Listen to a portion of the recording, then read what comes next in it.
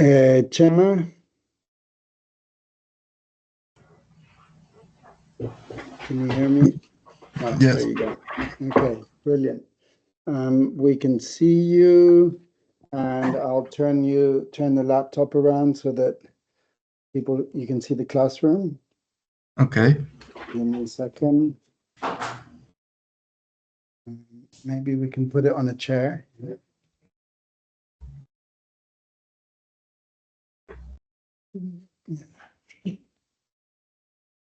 Can you see? Yeah, that's not too bad. Hello. Hello. Just Well, oh, we lost that. Hold on. There. It should. There we go. Okay.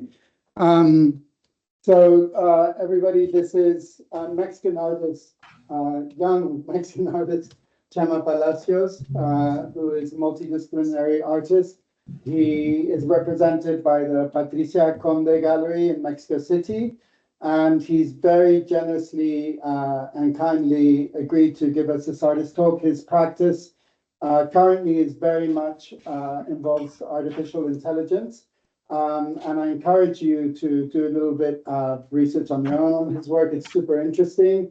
I'm going to let him discuss it a bit. And thank you so much for being with us, Chema.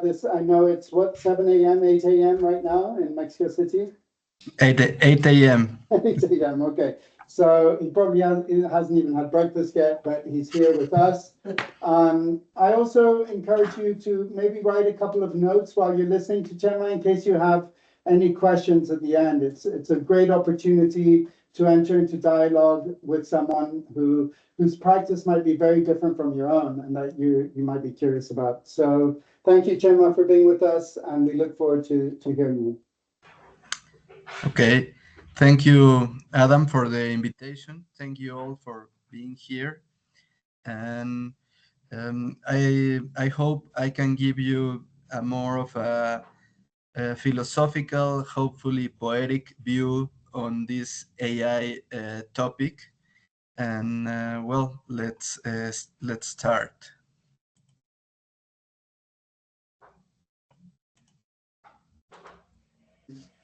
You can see my my presentation.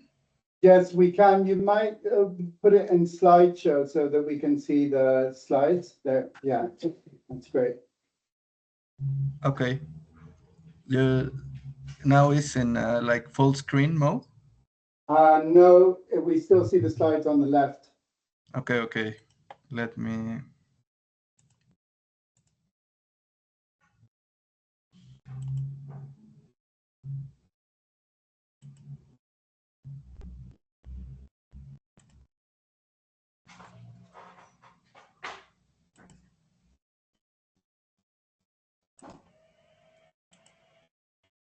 There on the right, yeah, all the way on the right where it says. Yeah, Okay. Okay. Well, the talk it's called Mediated Intimacy: Image Production with Generative AI.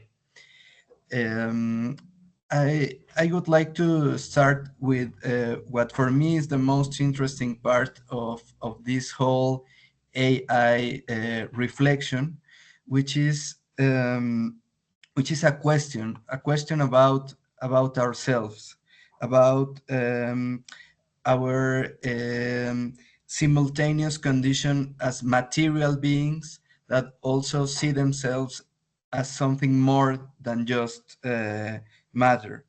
For me, it's a simultaneous interrogation regarding our material condition, the sameness of belonging with the world, and our at least apparent specificity within the set of material arrangement that surround us, and probably even our escape from it. No, and this question about mind and body, nature and artificiality, nature and culture, is a very old question, a very ancient question that it's been codified, for example, in the Greek myths of Prometheus, as the one that molded men from clay, mold humanity from clay. So this question about the body, it's interesting also because it's also important to know which body are we talking about, how we see this ensemble of matter, and maybe something more that we as beings are.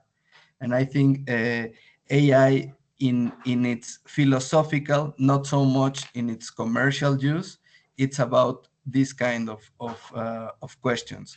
And I think from this kind of questions is that AI and its derivative technologies are interesting for artists like us. And in the question of what kind of body, because different bodies ask different questions, and different questions are result in different paradigms, in different applications. I have like three kind of bodies. The body as this immunological sphere. That's a term by German philosopher Peter Sloterdijk.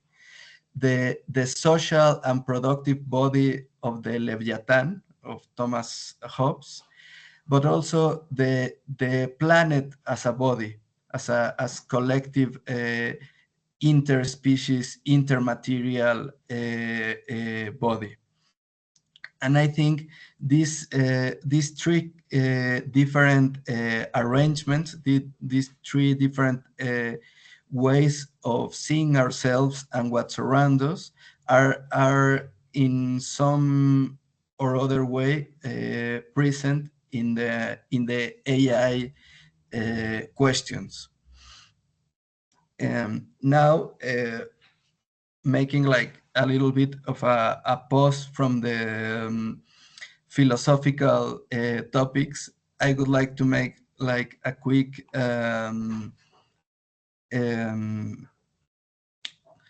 introduction to how this technology actually works. These are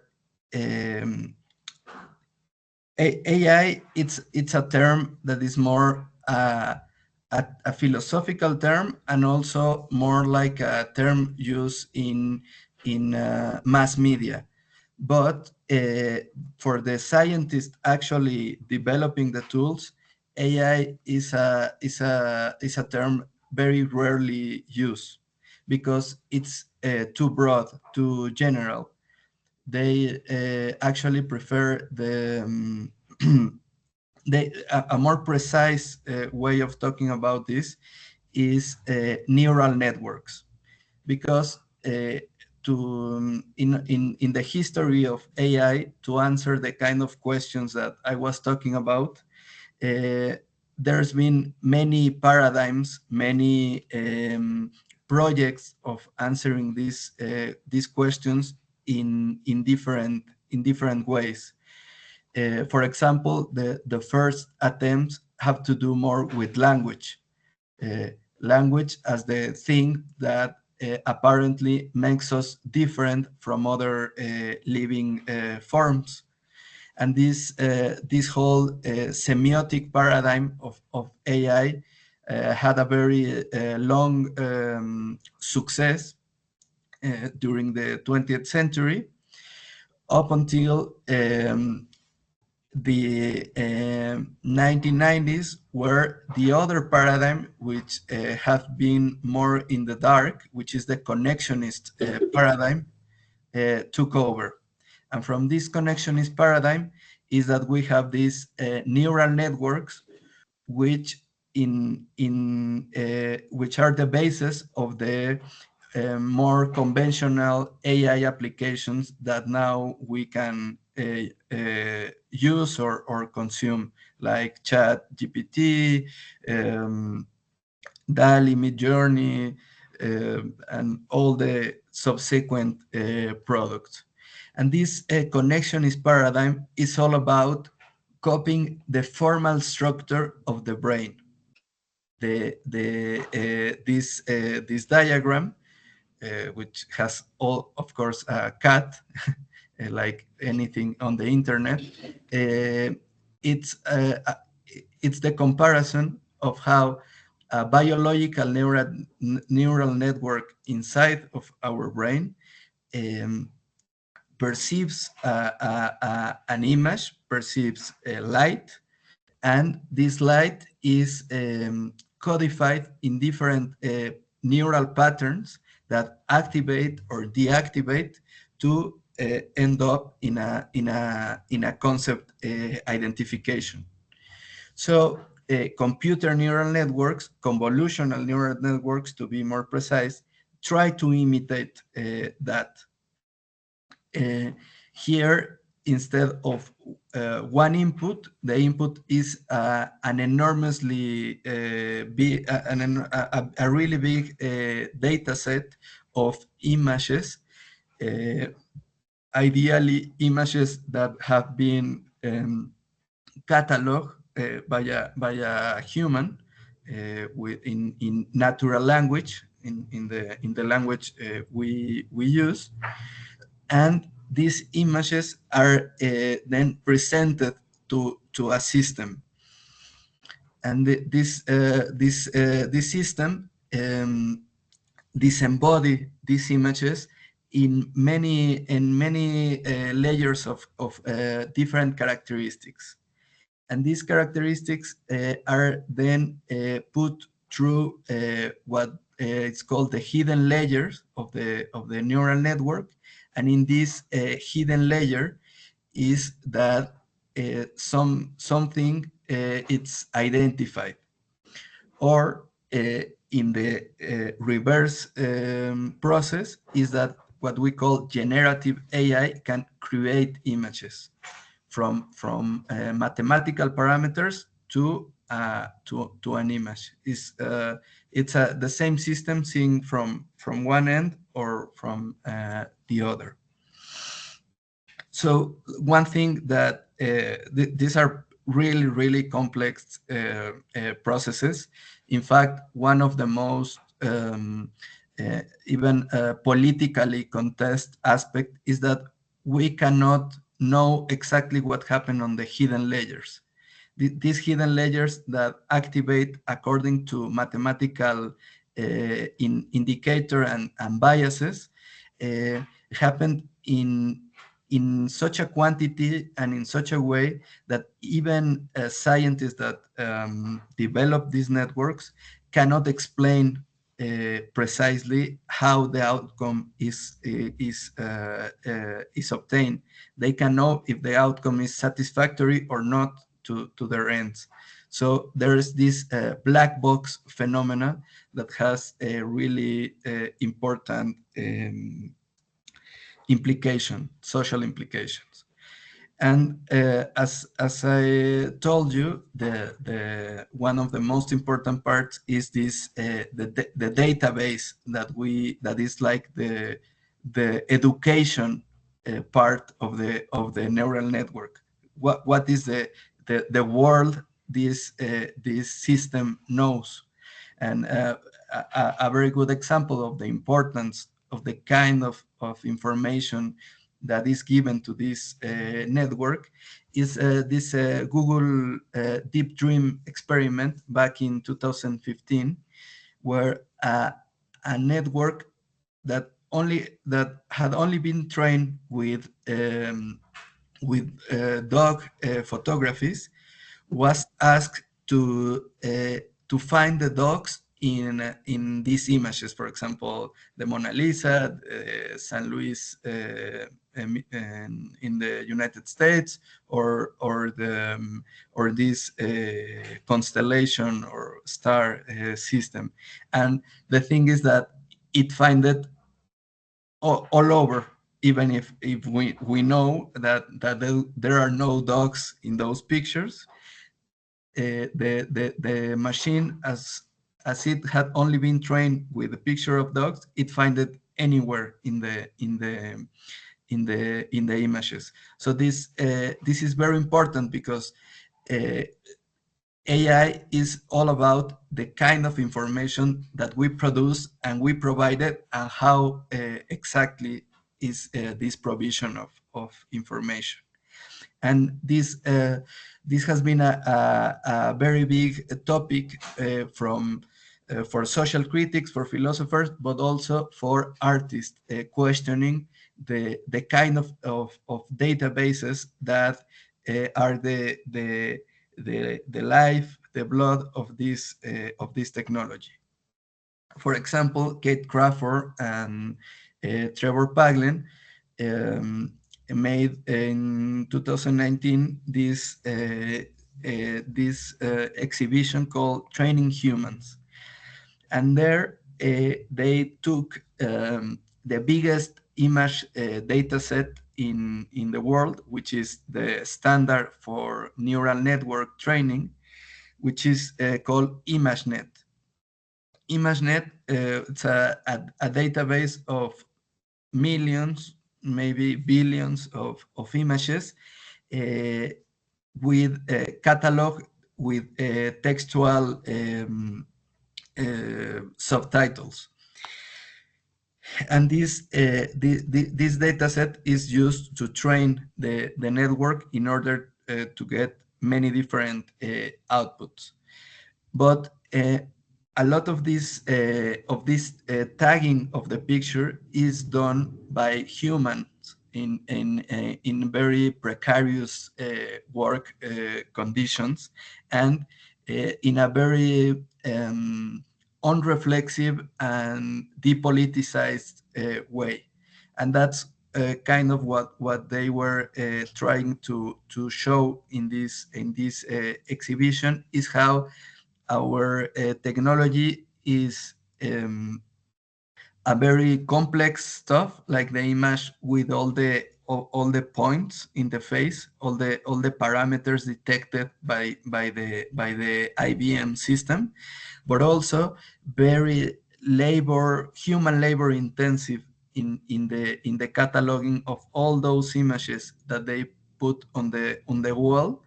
And these images were arranged by the textual tag that identify them. Another work that is in this line is Jake Elb's Querying the Dataset.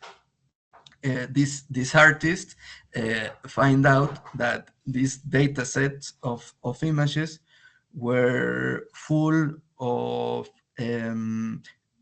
discriminatory biases in the tagging, but also a very underrepresented groups of, for example, sexual diversity.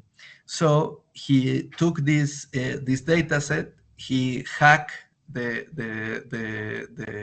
tagging, the images, and asked for new kind of faces. And he put these virtual portraits in public spaces.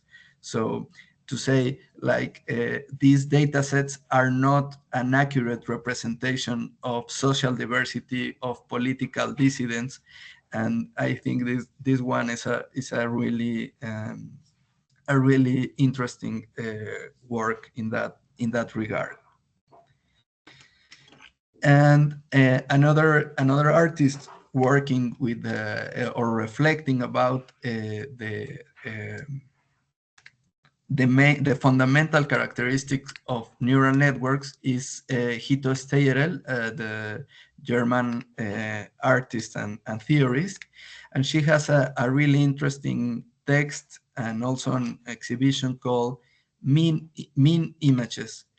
And she uses this term mean in three different ways. Mean as in a low value of the images that we give to images now that images are our communicating paradigm. That is something that we throw around all the time. And now that we can produce thousands of images a day, they lack like an auratic value, a religious value.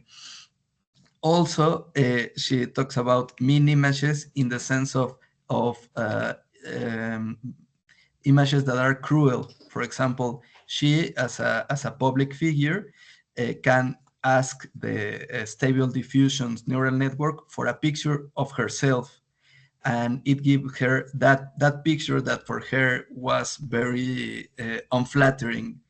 So she talked about these images in a mean, in an evil way, because they reduce us to the average of us. It takes many representation of us, and the one that is more statistically present is the one that is portrayed. And that's the other meaning of mean, as the average. So it's a neural networks, and the whole AI paradigm is based on the statistical mean, the statistical normal in quotes. So that's another interesting aspect of this technology. And it also, in talking about this social consequence of its use, it's this term of digital Taylorism. Taylorism is this discipline of studying the workforce almost to the to the smallest time unit to maximize capitalist efficiency. And now with the pattern recognitions that AI is capable, this is a very widespread image of a coffee shop, where the time the customers are seated and exactly the number of cups prepared by the staff is monitored by the minute, by the second. So that as we see AI, it's in a way looking back at us, because we have to remember that any technology is socially produced, historically situated, and ideologically inscribed.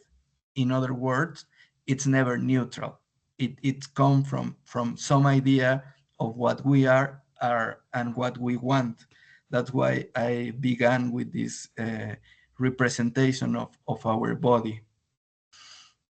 And for example, another problematic use of these technologies is this uh, still experimental, but soon to be a reality, body detection through Wi-Fi signal interpretation. So this team of students created a neural network that was able to recognize the behavior of the Wi-Fi signals in space to detect bodies. So basically, everybody having a router in their homes, this could become an invasion of or the end of any kind of privacy. And but also these tools have a very down to earth in the most literal sense, uh, a very down to earth layer. These are geological and spatial technologies. They are not happening in the ether, in the atmosphere, in our imaginations. They are happening in the planet. This is a planetary technology, because it requires from materials from all over the world, materials that are obtained in a very social and ecologically problematic ways. This is very the topic of this philosophical current called geology of media, which I recommend you to study, because it's also very close to artistic representation, but also it's shaping our space, because we need to keep alive this AI rush. More and more data centers, more and more server buildings. So and obviously it's a really water and energy intensive technology, because of the need for cooling these servers. So there's a really embodied and planetary embodied layer of this technology. But also tools are always have an excess beyond their instrumental purposes. We develop tools that can be abstract tools, mental tools, or physical tools, and they also do more than what we expect of them. And I think in this excess of purpose, in this excess of almost vitality that the tools that we design or that we produce have, is a very fertile ground for artistic and even poetic reflection. I think art operates in this excess of utility. Uh, and that's kind of with what I want to close with some other artistic examples from other artists and my own work. This is one of the image I have produced, and later I will explain more about it. For example, an interesting trend that is very pervasive in the AI image generated scene is what I call precluded past. These are artists working with what couldn't happen for any number of historical reasons, and they use this technology to make that silence past talk. For example, the image of the subway is by Lev Manovich, which is a Russian artist who had to escape the Soviet Union when he was a little boy, and he never had a kind of a Soviet teenager experience. So he imagines this Soviet youth experience that he never had. These memories that he couldn't produce because of exile, and he makes this image of imagining the kind of faces, the kind of people that he would be surrounded if he would have, if he could have stayed in his own homeland. And the other image is by Chilean artist Felipe Rivas San Martin, which is he calls it a queer history of Chile. He departs from this thought that sexual diversity has always been present, but in many historical periods have been very repressed. And very repressed means in many occasions not registered, not photographed. So he imagined this turn of the century queer communities which that would have been photographed by this imaginary member of their community, and he creates this never told or precluded history of Chile, this queer history. But this is not only possible for society or for societal issues. For example, the group Interspecifics, this is a Latin American group based in Mexico City, made this neural network to simulate life forms. They feed their neural network with a very large data set of unicellular organisms, and ask the network to create new ones. And I think this is very poetic in the sense that it reflects on how even in the incredible variety of nature that we can observe, we can only see maybe the 1% that it's actually realized, but maybe there were a lot of possibilities that were never actually happened. So I think it's interesting, this precluded past tendency in AI, because it's like kind of a soft critic of the world we have, not by signaling its problems, but by saying that it's only one of millions of possibilities. Like we are not like we have alternatives, that our world can be with the same range of probability, very radically different. And this is another project. Maybe we don't have to go into detail. You can look it. It's called Feral Blueprint by Linda Duonia, a Senegal artist.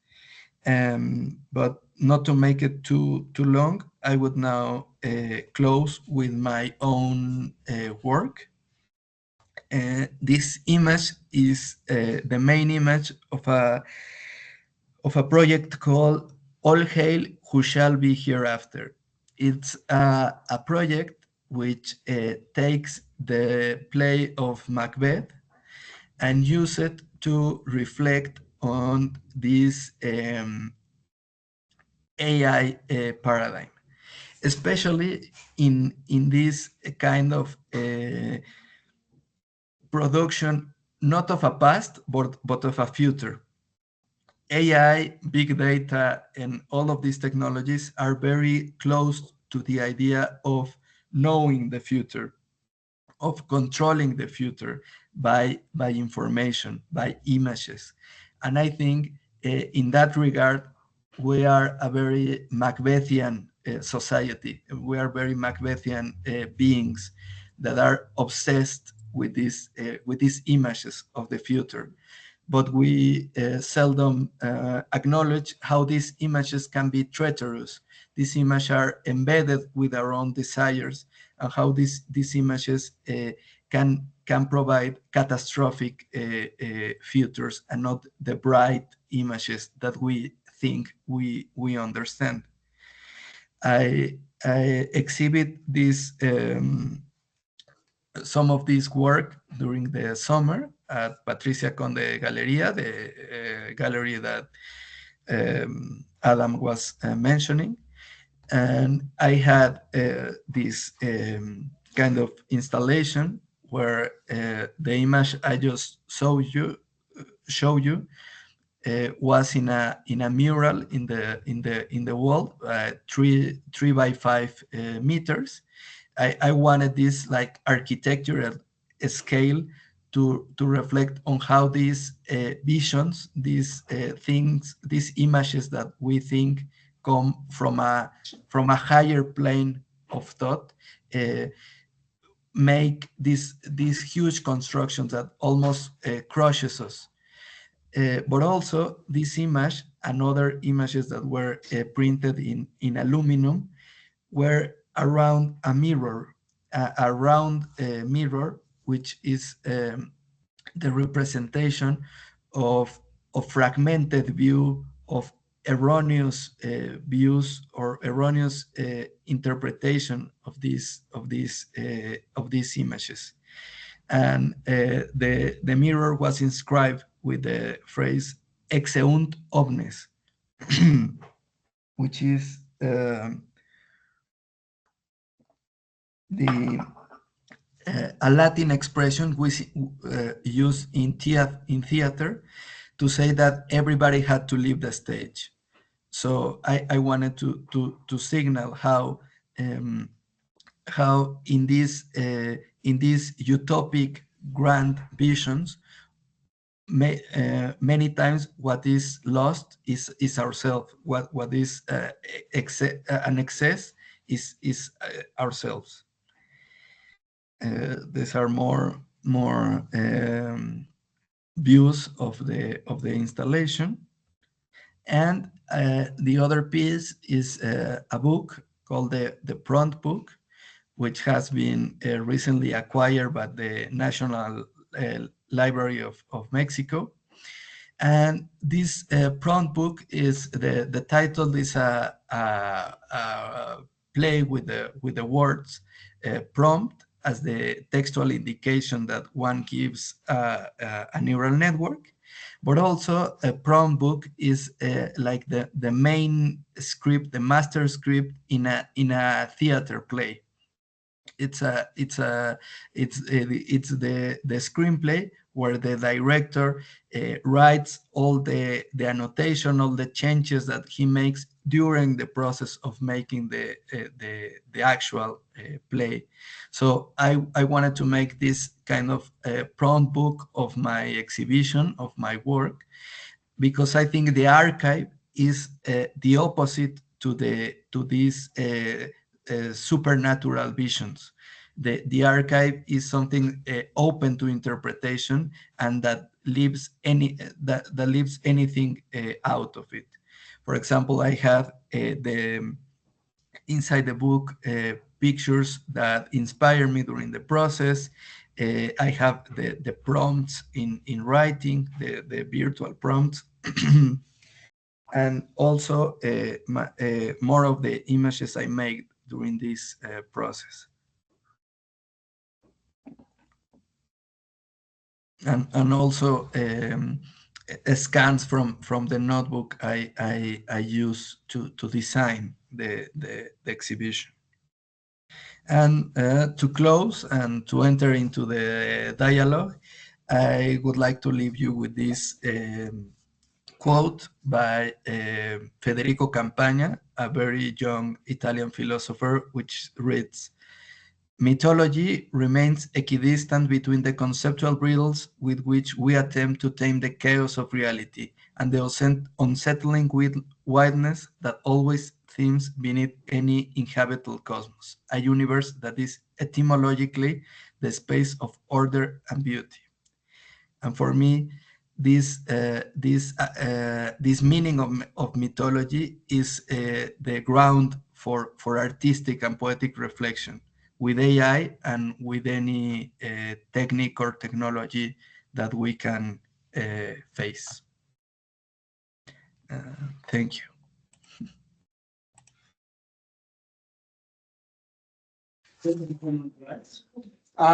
Chema, that was super, super interesting. And I apologize for my very brief introduction. Your work spans so much more than we would have time to go over.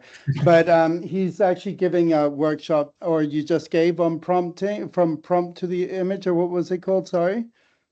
From prompt to artist book. Right. Is that going to happen soon, or has it already happened? No, it's still going to happen. Oh, okay. Anyway, I think sorry, you're not seeing me. There we go. So do we have any questions? Does anyone have any questions for Chema?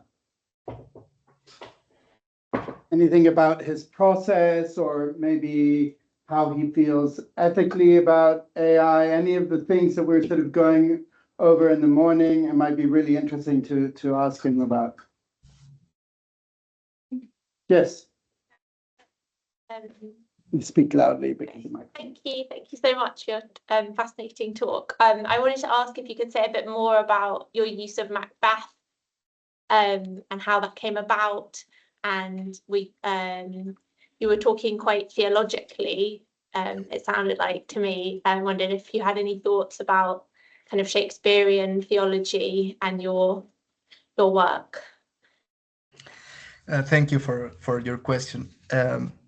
Yes, I have been fascinated with Macbeth text for many years. I didn't know exactly why, but then fairly recently I connected it with two readings that were very important to me. One was from literary critic. Let me. I forgot the name, but he talked about the Gnostic nature of Macbeth. Gnostics were these religious orders that came around maybe at the same time of Christianity in the Middle East, and they thought that to access divinity, or divinity was not a mystery, but something to know, something to be informed about. So, in fact, the gnosis is knowledge. The translation is knowledge. So it was a religion based on the idea of knowing to get out of the material world which they despised. So I think I thought when I read that, it's by Harold Bloom. It's the literary critic. Harold Bloom talked about that.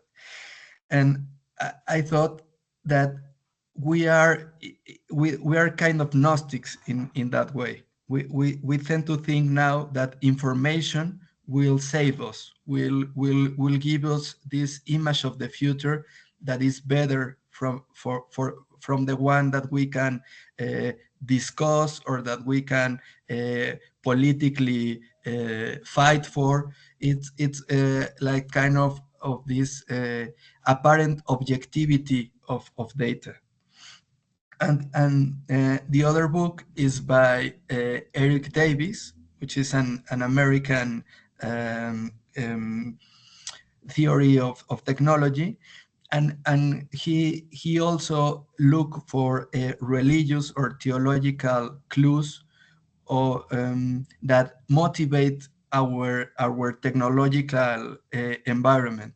Like he tried to find like these really deep, really embedded ideals and desires that animate our technological pursuits.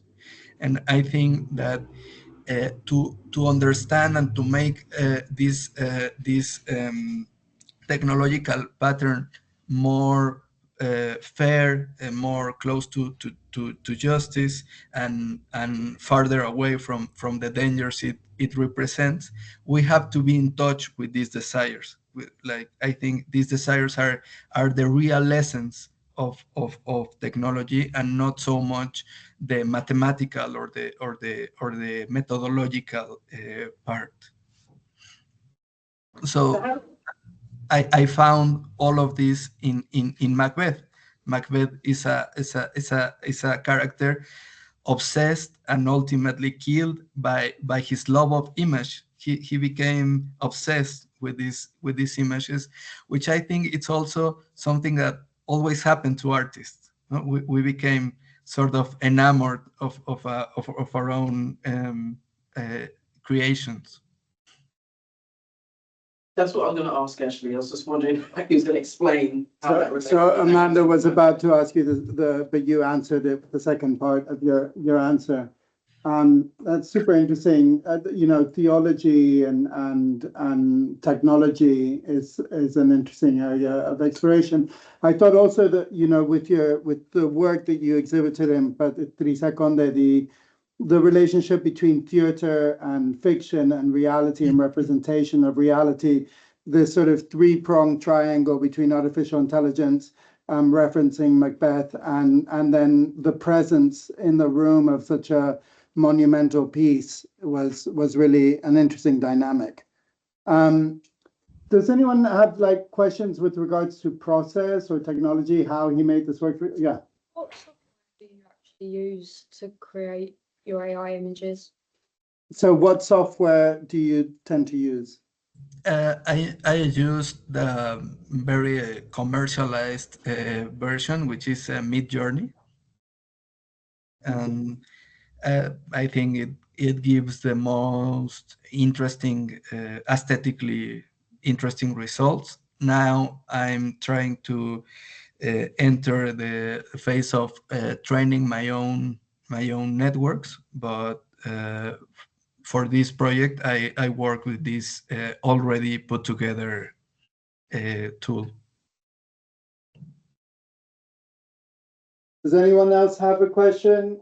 Carmen, do you have a question? Or yeah, sorry, Slava, you might have to come here, or I'll repeat it. I just wonder how big are the prompts? How long it takes for him to make one prompt? That's good. So he's wondering how long are your prompts? How much prompting does it take to do a final piece like that? A really long time. Because it's like an inversion of the normal process of creation, where you work like really hard to get one image, and then another, and then another. Here you are like, it's like an avalanche of pictures. So the selection process, the tweaking of the prompt, it's a very long process.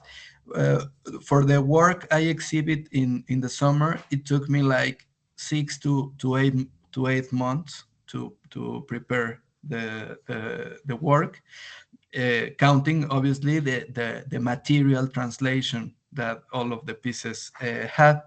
And let me show you some of my prompting. I think I can quickly show you some of it. So we get the lights.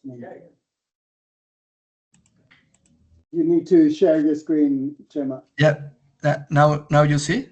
Yeah.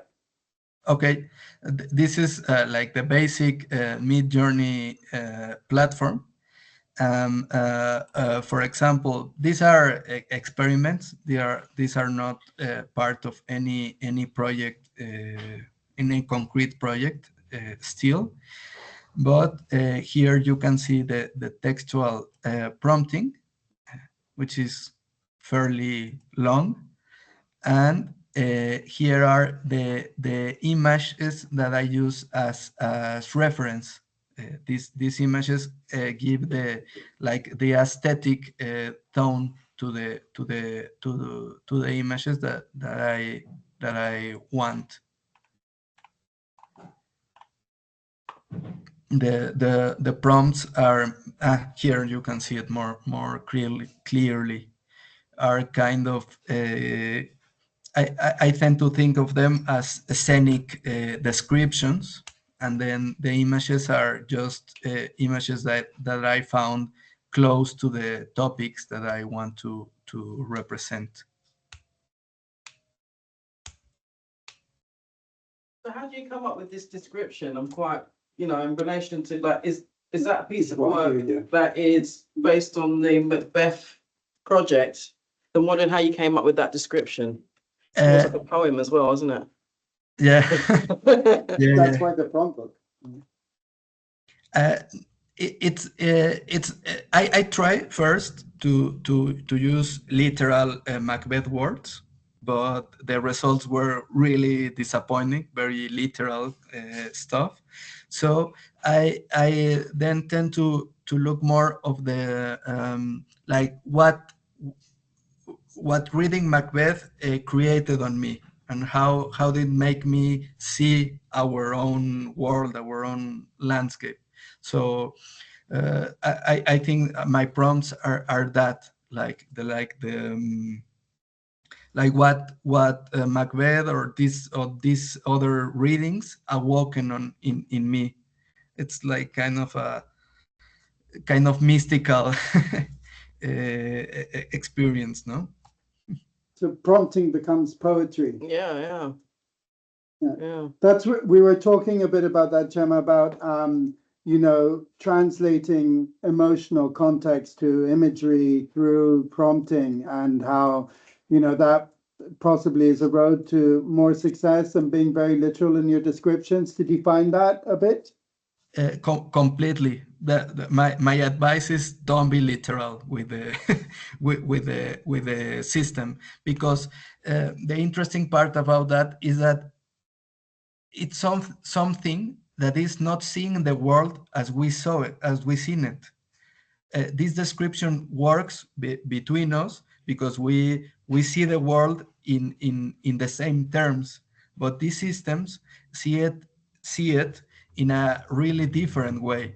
They see mathematical patterns. They see mathematical difference between pixels, and that's not at all how we saw things. And so you have to learn how to translate these emotions, these poetic views to something that this tool will understand. In it's kind of a negotiation between the media and the idea, I think. Great.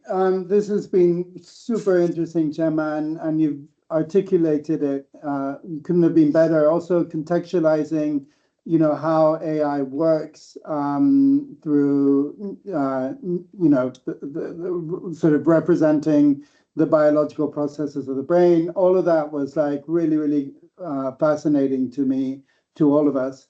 Does anyone have any final question? Thank you so much, Chema, for such a wonderful talk. Thank you very much. Thank you. It's been great. That was great. Now you can get back to your chilaquiles or your huevos rancheros, and I'll send you a few messages later. But that was really amazing, and I'm glad we recorded it because I think it would be great to share with other year groups. Thank you so much, and whenever you have questions or another opportunity to talk, I'm available. Thank you. Thank you. Have a good day. Gracias. Ciao, ciao.